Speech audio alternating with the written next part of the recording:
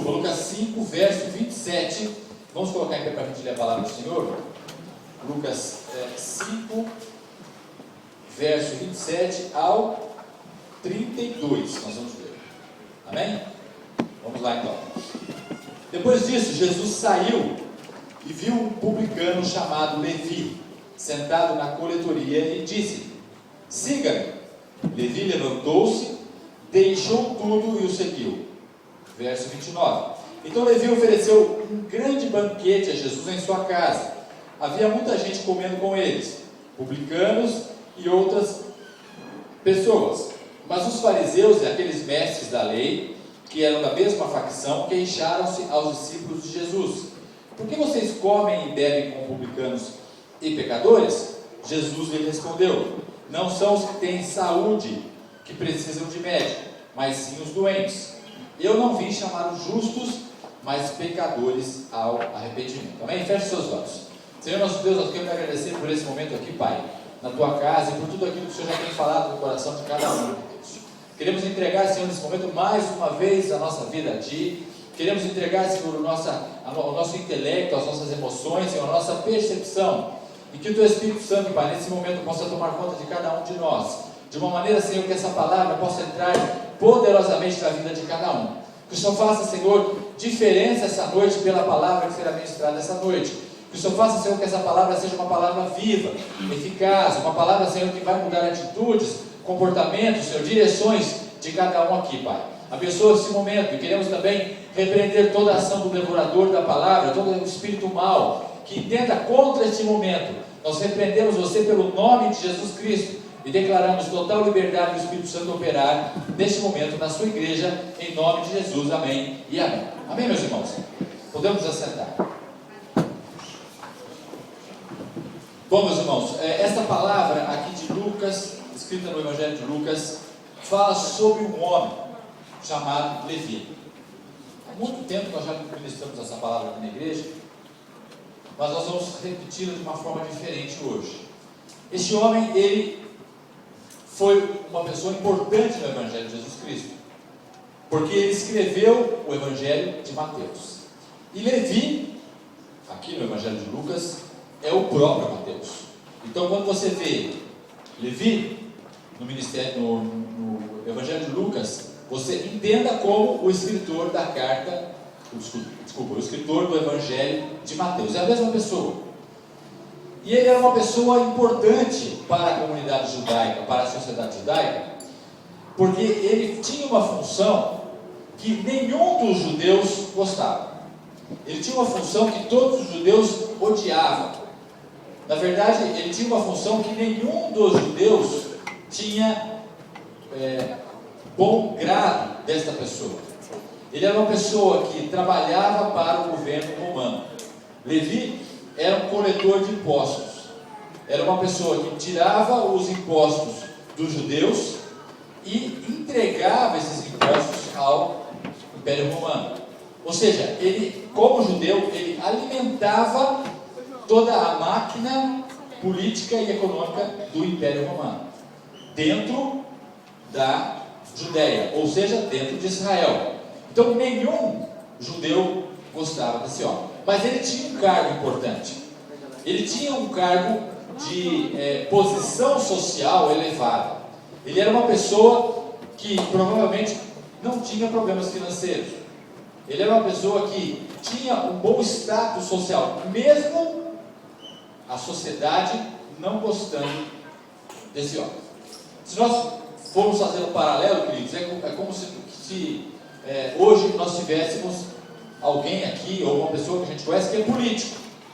O político, ele nunca é bem quisto, ou nunca é bem considerado pela população, porque todos, ou a maioria deles, tem a fama de serem corruptos.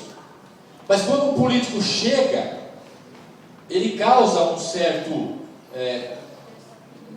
uma certa diferença no ambiente em que ele está.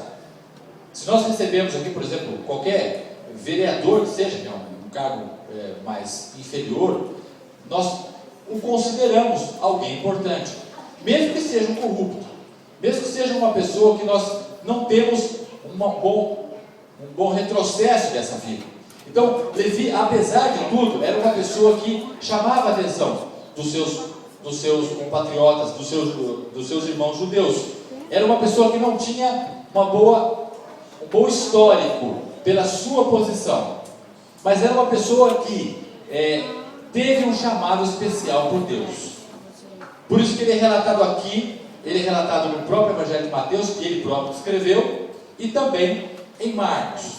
E aí, queridos, eu vou fazer um paralelo para que os irmãos possam entender essa primeira colocação da nossa mensagem. Muitas vezes, aquela pessoa que não é bem vista pela sociedade, muitas vezes aquela pessoa que a sociedade diz que não tem jeito, muitas vezes aquela pessoa que a sociedade fala para você o que você acha, pela sua percepção, ou pelo seu conhecimento daquela pessoa, daquela situação, você diz que aquilo não tem jeito, ou você diz que aquela pessoa não tem conserto.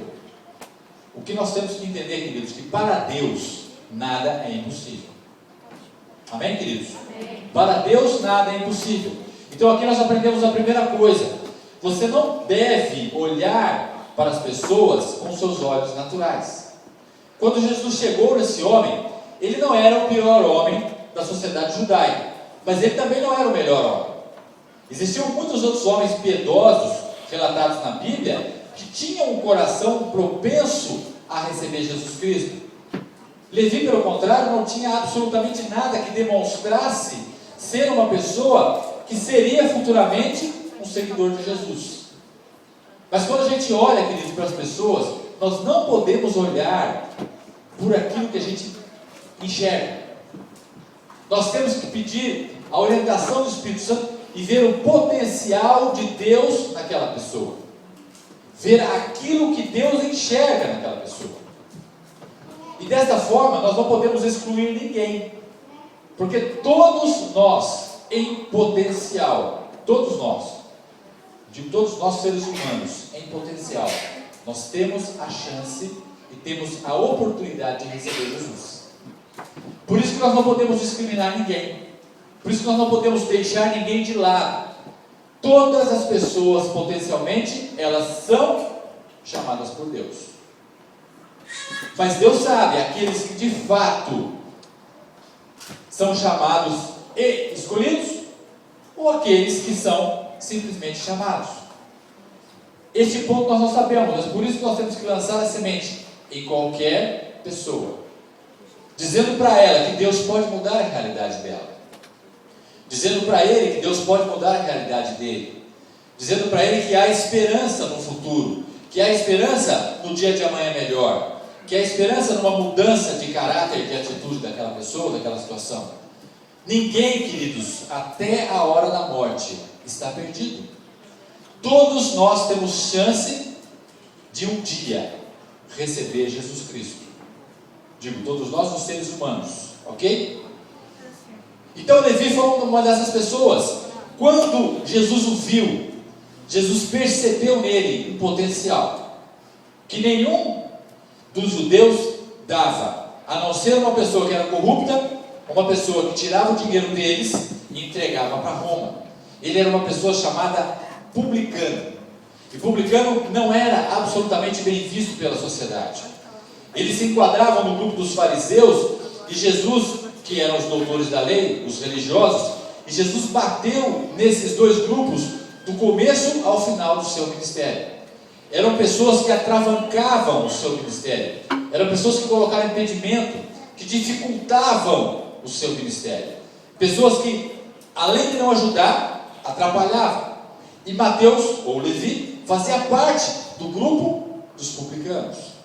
Mas Jesus, quando viu na coletoria, ou na Receita Federal deles da época lá, disse-lhe a ele: siga. E aqui a gente para de novo para poder pensar nessa palavra, queridos.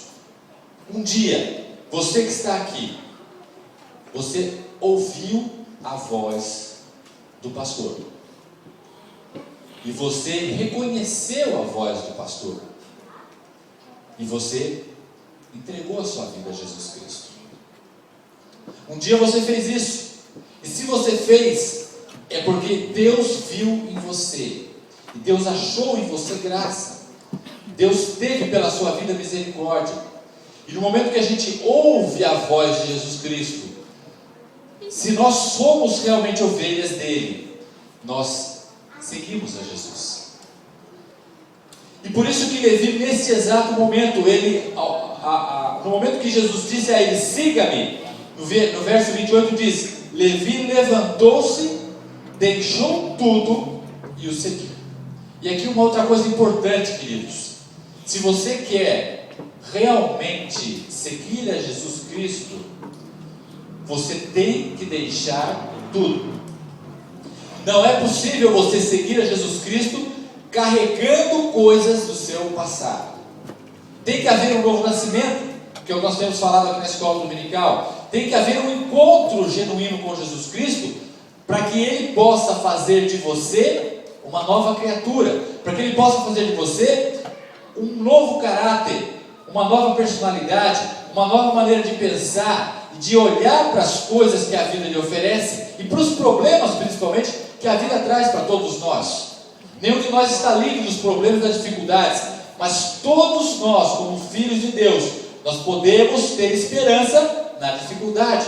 Essa é a diferença daquele que serve e daquele que não serve a Deus. O que não serve a Deus se sucumbe na dificuldade, se prostra na dificuldade, acha que a dificuldade é o final da linha.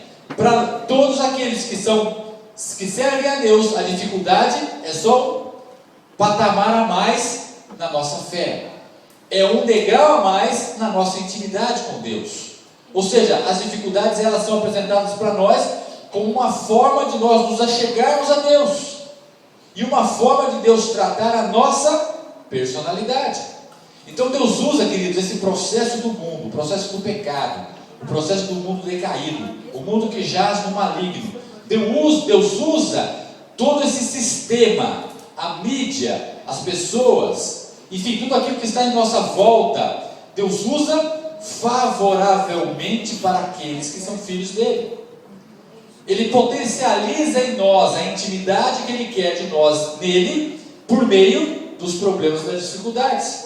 Por isso que muitas vezes nós devemos falar, em tudo nós devemos dar graças, porque nós temos que entender que a dificuldade para nós é um caminho para que nós possamos ser mais tratados por Deus. Perceba que a dificuldade, o problema, queridos, não é para a pessoa ou a outra, ou o terceiro. A dificuldade, o problema é para que Deus trate você. A dificuldade e a situação difícil é uma situação para que você que é amado do Senhor seja tratado por Deus. Aonde? Na sua maneira de ver o mundo. Os irmãos estão entendendo? Então, queridos, quando um problema vier, quando uma dificuldade vier, você entenda, se você é filho de Deus, e se você um dia ouviu a voz de Jesus e disse, eu vou seguir o Mestre, entenda que Jesus está trabalhando na sua vida no momento da sua dificuldade, para que você seja um homem e uma mulher de Deus, para que você seja trabalhada e a santificação na sua vida aconteça de uma forma mais evidente e mais clara. Então nós não podemos nos desesperar na dificuldade e no problema. Mas voltando aqui então Levi deixou tudo. Isso significa deixar tudo, significa você colocar a total confiança em Cristo, a total confiança em Deus. Não importa o estado que estava a sua vida, não importa as coisas que você fazia ou deixava de fazer, quais eram as suas atitudes. Quando você recebe o chamado de Jesus Cristo, você tem que fazer como Levi, deixar tudo para trás e segui-lo. Deixar aqui, queridos, não é no sentido, Levi deixou também no sentido literal, porque para ele especificamente era o chamado de Cristo. Mas esse sentido de deixar tudo tem um sentido espiritual, de você tirar do seu coração todos os valores de vida que você tem desde a sua infância, que você adquiriu ou que você projetou para você pela sua razão, pela sua racionalidade, pelo seu histórico, pela sua experiência da vida. Tudo aquilo que você acha certo e errado, quando você segue a Jesus Cristo, você tem que colocar de frente a Ele, para que Ele possa te falar o que é certo e o que é errado, e a partir daí começar a lapidar orientar a sua vida de acordo com a vontade dele. Isso é deixar tudo. Alguns têm chamado de deixar tudo, mas nem todos, no sentido literal de deixar tudo, deixar a profissão, enfim, como Levi deixou. Ele deixou de trabalhar como coletor de impostos, ele saiu do seu posto de trabalho e foi uma pessoa que acompanhou Jesus no seu ministério, porque para ele o chamado era esse. Mas nem todos de nós têm esse chamado. Na nossa igreja nós temos um exemplo. A Nathalie deixou tudo no sentido literal e deve também ter deixado tudo no sentido pessoal para que pudesse seguir a Jesus. Todos nós somos chamados a deixar tudo no sentido pessoal, no sentido de ser humano, no sentido da forma com que você encara o seu mundo, os seus valores de vida, aquilo que você tem preconcebido dentro de você, de coisas certas ou erradas. Isso nós temos que deixar realmente, mas nem todos de nós têm o chamado de deixar as coisas que nós fazemos no dia a dia. E no nosso caso aqui em particular, na nossa comunidade, só existe uma pessoa que teve esse chamado. Todos nós aqui temos a nossa profissão, temos o que fazemos do nosso dia a dia, um campo missionário. Não significa que só aquele que deixa tudo é que vai ser um missionário e vai pregar a palavra do Senhor. Pelo contrário, cada um de nós, no nosso círculo de amizade, aonde nós estamos e trabalhamos ou estudamos, ali é o nosso campo missionário. Ali é onde as pessoas vão ter necessidade de ouvir a palavra do Senhor. Então, queridos, Deus tem ministério para todos. E você tem que entender qual é o seu. Primeiro, é onde você está. São as suas pessoas que estão à sua volta. É o seu convívio familiar, o seu convívio profissional. É ali o lugar onde Deus lhe colocou. E nesse caso, Jesus chamou e ele deixou tudo e o seguiu. Então, no 29 diz a palavra do Senhor que Levi ofereceu um grande banquete a Jesus em sua casa. E aqui nós podemos aprender também duas coisas, queridos, importantes. Primeiro, que Levi ofereceu um banquete literal. Ele levou Jesus em sua casa, e aí ele fez uma cerimônia, um jantar, e ele levou Jesus porque a felicidade dele era tanto que ele queria que Jesus fosse até a sua casa. E tem um outro sentido isso também tem um sentido espiritual, que quando você deixa tudo e segue a Jesus Cristo, você tem que convidar Jesus para entrar dentro da sua casa, que é o seu espírito, dentro da sua alma, que é você como pessoa, e fazer de dentro de você um banquete para que Jesus Cristo possa cear com você. Então, para nós, esse banquete é um banquete espiritual. A palavra do Senhor hoje quer levar a você, para que você possa levar Jesus Cristo para dentro da sua vida, dentro do seu coração, dentro da sua casa, que é você. Eu sou o templo do Espírito Santo e você também, essa é a sua casa. Nós somos o templo vivo do Espírito Santo. Convidar Jesus para entrar na nossa vida e fazer um banquete com Ele, para que Ele conheça a nossa casa. Jesus, pode entrar na minha vida, pode entrar na minha casa. Olha como é que está a arrumação da minha casa aqui, ó. Pode estar certinha ou pode estar desarrumada, pode estar limpa ou pode estar suja. Quer ver como é que estava a casa de Levi? Vamos dar uma olhada. Havia muita gente comendo com eles. Veja quem foram os convidados para entrar na casa de Levi: publicanos e outras pessoas. Existiam pessoas da mesma índole de Levi, pessoas que, para os judeus da época, eram pessoas da pior índole possível. Veja o que fala no verso 30. Mas os fariseus e aqueles mestres da lei, que eram da mesma facção, no caso de Levi, queixaram-se aos discípulos de Jesus: por que vocês comem e bebem com publicanos e pecadores? Então quem estava na casa de Levi? Publicanos e pecadores. Quem está dentro da sua casa, dentro da sua vida? O pecado.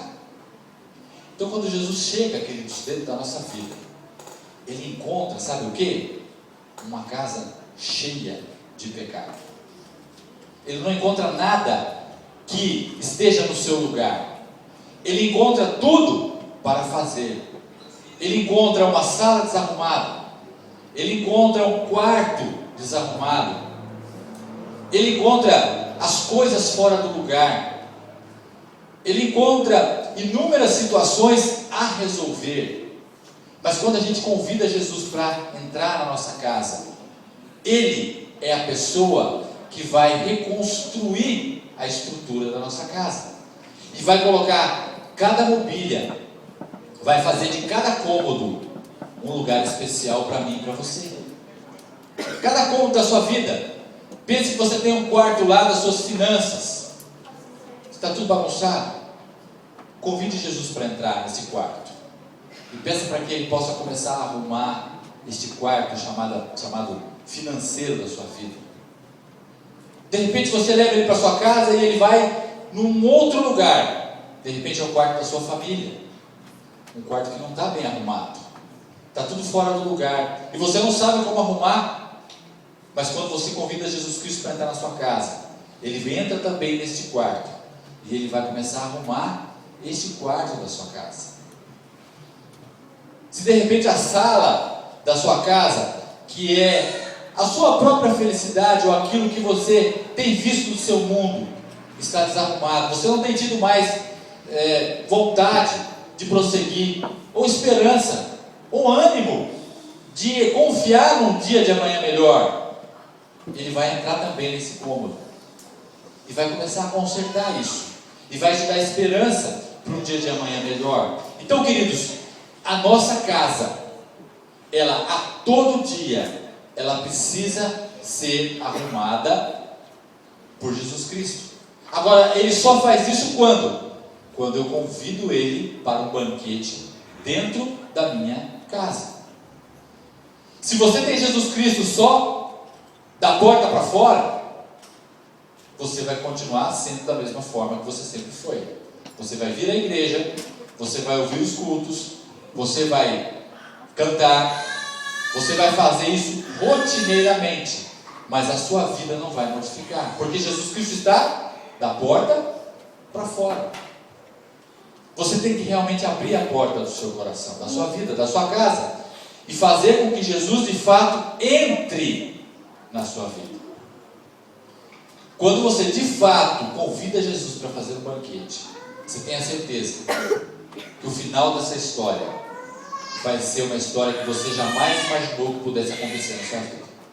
Você vai ter experiências que jamais você imaginou que você pudesse ter. E qualquer que seja a sua área, queridos, que Deus precisa tratar, área financeira, profissional, pense em cômodos, ok? Familiar, sentimental, conjugal, enfim, qualquer que seja, de saúde, qualquer que seja a área, qualquer que seja o quarto que esteja bagunçado, Jesus Cristo pode fazer o impossível para você. Amém, queridos? Glória a Deus. Vamos continuar aqui. Então, queridos, no sentido agora literal disso que está sendo falado aqui, no chamado de Levi ou de Mateus. Então Mateus, ele vai para sua casa, convida Jesus, e ali ele oferece um banquete. Quem ele convida? Publicanos e pecadores. Eram as pessoas que ele convivia. Agora vamos sair da questão espiritual. Então, queridos, nós percebemos aqui, veja a estratégia de Jesus Cristo. Eu vou chamar essa pessoa que é um publicano, e a partir desta pessoa, outras iguais a ele vão se achegar em volta dele, e o evangelho a partir dele vai ser divulgado, disseminado para as outras pessoas do seu círculo de amizade. Estão entendendo a estratégia de evangelismo de Jesus? Por isso que nós temos que entender, queridos, que toda pessoa ela é potencialmente importante para Deus. Não importa o que ela faça, se ela for ganha para Jesus Cristo, e se Jesus Cristo entrar na vida dela, o potencial desta pessoa de fazer outros discípulos em volta é muito grande. Ou seja, cada pessoa que se converte é um grupo de pessoas em volta que começam a ser influenciadas. Pessoas que muitas vezes são pessoas que jamais teriam a oportunidade de ouvir aquilo que você está ouvindo essa noite. mas que por intermédio de você, elas podem ouvir.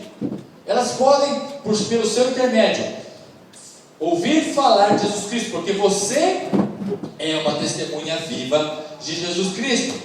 E aí o que aconteceu? Logicamente os fariseus criticaram Jesus. Por quê? Mas como ele está dizendo que ele é filho de Deus, como é que ele entra na casa desse homem? Como é que ele tem contato e relacionamento com essas pessoas tão ruins? Ele não sabe o que ele está fazendo. Ele diz que ele é filho de Deus, mas se ele fosse filho de Deus, ele saberia quem é esse, quem é aquele lá, o que aquele faz, o que aquele outro deixa de fazer, o que aquele faz com o nosso dinheiro, o que aquele outro faz com aquela situação. Os fariseus apontavam o dedo, queridos, e julgavam a todos, e diziam: se ele realmente sabe todas as coisas, como é que ele entra na casa desse homem? É que Jesus, queridos, ele jamais discriminou ninguém. Voltando à minha fala do começo da mensagem, e nós não podemos discriminar ninguém. Nós temos que entender que todas as pessoas têm o direito de um dia ouvir falar de Jesus Cristo. Se a pessoa não aceitar, não é problema nosso, mas é problema nosso sim falar para todos aqueles que existe um Deus, existe alguém que morreu por ele na cruz, existe alguém que um dia pagou o preço para que nós pudéssemos ser considerados filhos de Deus, e que nós pudéssemos ter a nossa casa arrumada, que nós pudéssemos ter a mobília, enfim, tudo aquilo que a gente tem, tudo fora do lugar, colocado no seu devido lugar, desde que Jesus não fique da porta para fora.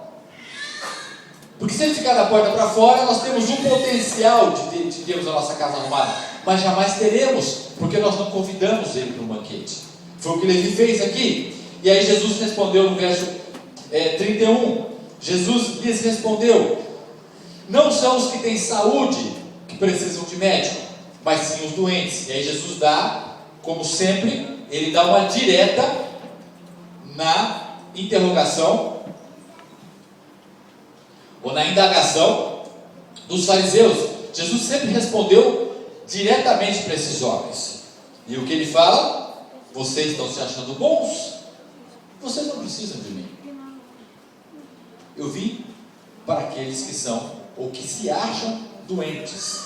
Olha a resposta dele: não são os que têm saúde que precisam de mim, de médico, mas sim os doentes. Ou seja, se vocês se acham bons, vocês não precisam de mim.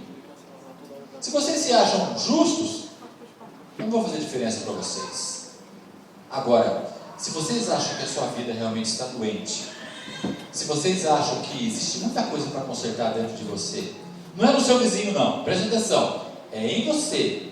Esqueça o seu vizinho, esqueça a sua mulher, esqueça o seu marido, esqueça o seu filho, olhe para você. O Evangelho, eu tenho falado muitas vezes isso aqui, o Evangelho é pessoal, é para mim e para você. O Evangelho é para a sua vida e para a minha vida, não é para a vida do seu marido, da sua esposa, do seu chefe, não é. O Evangelho é para você. Então, se você acha que você é uma pessoa sã, uma pessoa saudável, interiormente, espiritualmente falando, você não precisa de Jesus. Mas se você vê que você é uma pessoa doente, uma pessoa que se frustra, uma pessoa que se deprime, uma pessoa que tem dificuldades para encarar os problemas, uma pessoa que tem dificuldades para aceitar a situação da sua vida, você é uma pessoa que precisa de Jesus. Você é uma pessoa doente. Eu sou uma pessoa doente. Queridos, nós estamos aqui porque um dia nós nos achamos doentes. E o primeiro sinal para a cura, sabe o que é? É você se achar doente. Quando você vai falar para um adicto, qualquer que seja a forma de adicção aí, enfim, alcoolismo, se a pessoa não entender que ela tem um problema, ela jamais será curada do seu problema. O primeiro passo para a pessoa se libertar do vício é ela entender que ela é doente. Se eu não me achar doente, queridos, Jesus não pode fazer nada por mim. Se eu não achar que eu tenho problemas, Jesus não pode fazer nada por mim. Se eu não achar que eu sou uma pessoa falha, uma pessoa miserável, uma pessoa que tem uma índole má, que um dia está de um jeito, outro dia está de outro, se eu não perceber isso, Jesus não pode fazer nada por mim. Se eu me achar justo, não, comigo está tudo certo, eu não tenho problema, eu sou uma pessoa correta, eu sou uma pessoa que faz tudo direito, quem faz errado é o meu vizinho, olha lá o que ele faz, ó.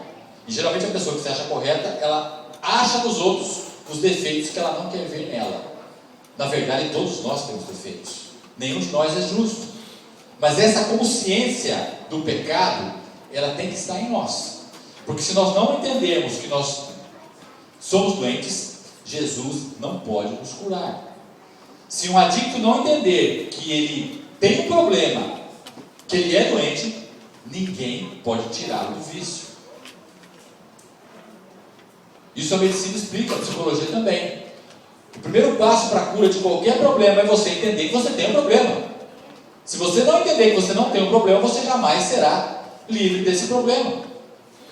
Ou seja, a nossa concepção do problema é que nos faz sair dele. Nós vemos muito isso no curso de casais. Casais que chegam realmente falando: olha, meu casamento é uma droga, desculpa a palavra, meu casamento não vale nada, eu estou aqui, eu venho arrastado. São os casais que mais Deus opera, porque realmente eles não têm nada a esconder, eles jogam a toalha, eles falam assim: eu estou precisando mesmo, eu vim aqui porque eu estou precisando. Aí chega um outro lá: não, eu estou aqui, eu quero ajudar o grupo e tal, uma experiência, assim, Carlão? Eu estou aqui para ajudar com a minha experiência, e papá. Ele não está deixando Jesus entrar dentro da sua casa. Porque, queridos, quem de nós pode falar que não tem problema? Só aqueles que não se veem doentes. Mas, de fato, todos nós somos doentes. Para este, Jesus não pode fazer nada. Agora, como ele falou para os fariseus, não são os que têm saúde, ou que acham. Na verdade, Jesus aqui estava dando um tapa para os fariseus com uma luva de pelica. Vocês acham que vocês são bons? Beleza, vocês não precisam de mim. Quem precisa de mim são aqueles que se acham doentes, aqueles que têm problemas internos, aqueles que têm conflitos, aqueles que têm dificuldade de gerenciar a sua vida, aqueles que têm dificuldade de entender o dia de amanhã, de entender sua convivência com o próximo. Esses precisam de mim. E aí Jesus diz aqui, no verso 32, eu não vim chamar justos, mas pecadores ao arrependimento. Então, queridos, a gente não entende essa palavra, que nós somos pecadores, pecadores no sentido de ter uma índole má, uma índole que desagrada a Deus, uma índole que nos afasta de Deus, uma índole que, se eu for ser guiado por ela, eu vou ter a minha casa totalmente desarrumada e jamais vou conseguir arrumar, eu jamais vou conseguir falar um dia: eu sou feliz. Eu posso tentar, mas eu não posso viver 50, 60, 80 anos, eu jamais vou poder dizer: eu sou feliz.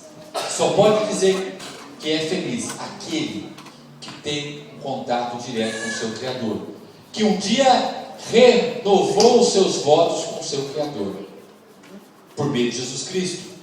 E aí, mesmo com dificuldades, veja que coisa maluca que é o Evangelho. Nós não deixamos de ter problemas, mas os problemas não são motivo para nós afirmarmos a nossa infelicidade. Os irmãos entendem isso? Esse é o Evangelho, queridos. Essa é a loucura do Evangelho, que as pessoas que não têm o Espírito Santo não entendem. Mas como? Olha o problema que você está enfrentando. Como você pode ter esperança no dia de amanhã? Como que você pode acordar dando bom dia para todo mundo? Como que você pode trabalhar nesse bom humor? Porque os problemas, queridos, não têm mais valor que o nosso Deus. As dificuldades não têm mais valor que o nosso Deus. Eu vou contar para os irmãos aqui uma história que não é nossa, que não é minha, mas é a história do palestrante da Doneta. É o Cristiano, de Taubaté. Ele conta que quando ele não conhecia Jesus Cristo, ele fazia faculdade numa cidade em Campinas, ele morava em Taubaté, o pai dele estava quebrado, ele tinha uma consultora na época, tem até hoje, mas agora eles estão bem de vida, mas naquela época a consultora do pai estava quebrada, então ele não tinha como manter o filho dele na faculdade, ele fazia engenharia civil, e aí ele teve que arrumar estágio numa empresa, uma consultora, para poder bancar a faculdade dele, né? Um estágio remunerado, e ele fazia a faculdade à noite e trabalhava no dia. E o que chamou a atenção dele no campo de obra foi que um peão lá do canteiro de obra, que era subordinado a ele. Todo dia de manhã ele chegava com um sorriso no rosto, de orelha a orelha, e cumprimentava o Cristiano e dava bom dia, alegre. E o Cristiano com problema com o pai não tinha dinheiro para pagar a faculdade, ele trabalhando, ali não era para ele trabalhar, ele queria ter um carro, como ele sempre teve, um playboyzinho e tal, mas acabou. E ele olhava pro servente pedreiro, esse rapaz está carregando carrinho todo dia, um carrinho que pesa, sei lá, 50 quilos, 60 quilos de massa e areia, e ele todo dia ele dá bom dia com um sorriso daqui até aqui. E aquilo começou a incomodar a vida dele. Mas como é que esse rapaz não tem nem onde cair morto? E ele, olha, ele também estava nessa situação. Não tem nem onde cair morto e ele todo dia me cumprimenta. E na hora do almoço, esse rapaz sentava do lado dele e conversava. E ele com os problemas da família dele lá, para resolver, e conversava com ele. E acima de tudo, todo dia ele colocava uma garrafinha, uma latinha de refrigerante e dividia com ele. Todo dia. Ele colocava uma latinha de refrigerante e dividia com o engenheiro lá, com o Cristiano, o estudante, e o servente pedreiro almoçava com ele. E sempre conversando e alegre, e aquilo começou a incomodar ele. E ele pensando, cara, esse cara é louco, porque ele, olha o salário que ele ganha, o serviço pesado que ele faz, e o bom humor que ele tem todo dia. Ele conta do testemunho dele que o bom humor desse peão chegava a irritar ele, de tão alegre que ele era.